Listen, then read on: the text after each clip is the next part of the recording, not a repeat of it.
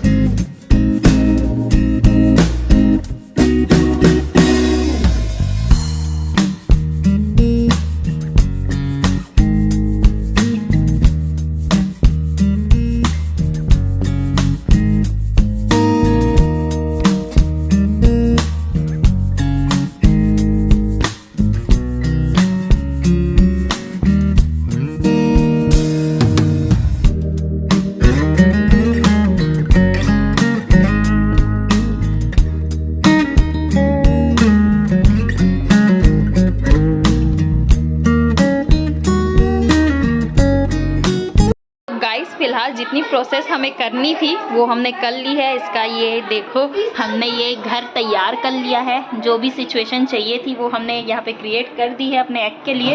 अब hope so कि जल्दी से बेबी बर्ड निकले, बट इसके लिए हमें बहुत इंतज़ार करना पड़ेगा। ऑलमोस्ट हमने देखा है कि हमें 1 मंथ इंतज़ार करना पड़ेगा।